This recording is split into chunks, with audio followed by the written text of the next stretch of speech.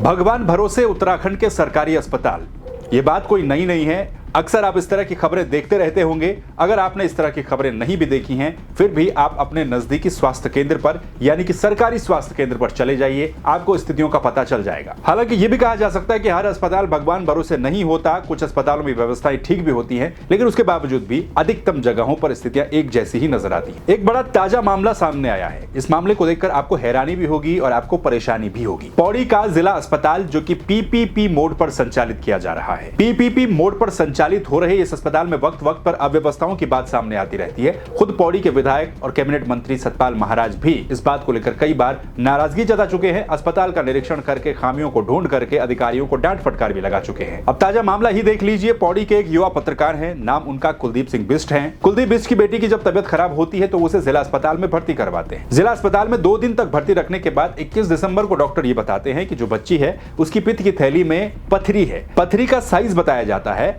9.3 mm। जिला अस्पताल के डॉक्टर ये कहते हैं कि 9.3 mm की पथरी पित्त की थैली में है और इसके बाद 3 दिन के अंदर लड़की का ऑपरेशन करवाने की जरूरत है। लेकिन कुलदीप बिष्ट के कुछ साथी उन्हें ये परामर्श देते हैं कि वो एक बार श्रीनगर हो आए और श्रीनगर में अपनी बेटी को दिखा दें। जब वो श्रीनगर पहुंचते हैं और श्रीनगर में अपनी बेटी का इलाज करवाते हैं तो श्रीनगर के डॉक्टर ये बताते हैं कि पित्त की थैली में कोई भी पथरी की शिकायत नहीं है, बल्कि लड़की को सामान्य बुखार है, सामान्य तरीके से तबियत खराब है और 2 से 3 दिन के इलाज के बाद लड़की की तबियत बिल्कुल ठीक हो जाती। तबियत ठीक होने के बावजूद भी कुलदीप बिष्ट अपनी बेटी का अल्ट्रासाउंड करवाते हैं। श्रीनगर मेडिकल कॉलेज से अलग करवाते हैं और एक निजी अल्ट्रासाउंड सेंटर से अलग करवाते हैं।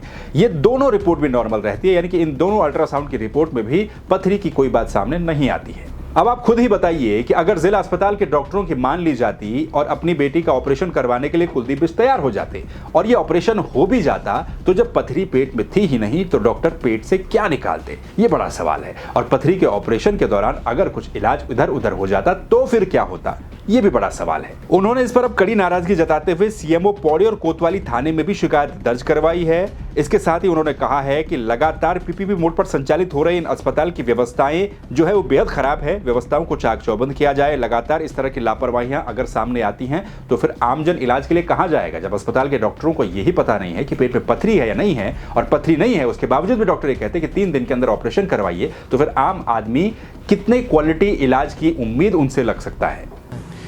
देखिए, बिल्कुल सही बात है कि डॉक्टर धन सिंह रावत जो स्वास्थ्य मंत्री हैं वो लगातार इन पीपीपी मोड में संचालित हो रहे अस्पतालों का निरीक्षण कर रहे हैं और निरीक्षण के दौरान इनकी जो व्यवस्थाएं उन्हें चाक चौबंद बता रहे हैं। लेकिन एक तरफ आप देख रहे हैं कि किस तरह की अव्यवस्थाएं इस जिला अस्पताल में फैली हुई हैं, चाहे वो पाबों में बात करे जाए, चाहे जहाँ भी ये पीपीपी मोड में संचालित हो रहे हैं वहाँ इसी तरह की व्यवस्थाएँ हैं जिसका खामियाजा हम जैसे लोगों को भुगतना पड़ रहा है। तो आपके माध्यम से जो मैं जो जानकारी मिल रही है, निश्चित रूप से मैं सीएमएस से बात करता हूँ कि ऐसी गलतियाँ नहीं होनी चाहिए।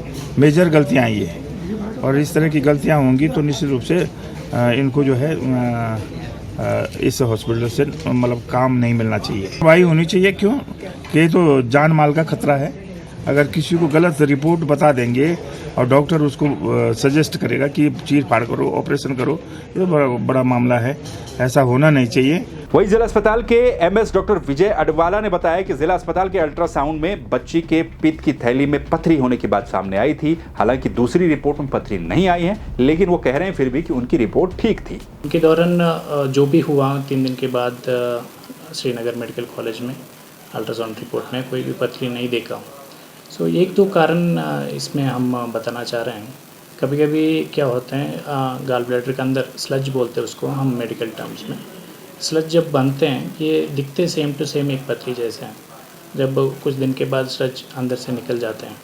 एक रीज़न ये हो सकते हैं। सेकंड रीज़न किसकी गलती है किसका सही है हम भी कमेंट नहीं कर रहे हैं, बट हमारा रिपोर्ट में, हमारा अल्ट्रासाउंड इमेज में साफ साफ हमको पथरी दिख रहे हैं। उसके बेसिस में हमारा रेडियोलॉजिस्ट ने अल्ट्रासाउंड रिपोर्ट दिया गया है और ये भी लिखा है नीचे MRI से कंफर्म करने के लिए। इस खबर को देखकर तो यही कहा जा सकता है कि वाकई में अस्पताल और मरीज जो है पहाड़ों के वो वाकई में भगवान भरोसे चल रहे हैं। अगर इसी तरीके से इलाज चलता रहा तो फिर उत्तराखंड का भविष्य कहां जाएगा। आपका क्या कहना, आप कमेंट करके जरूर बताइएगा। बाकी खबरों को देखने के लिए आप संवाद 365 को सब्सक्राइब कर दीजिए। नमस्कार।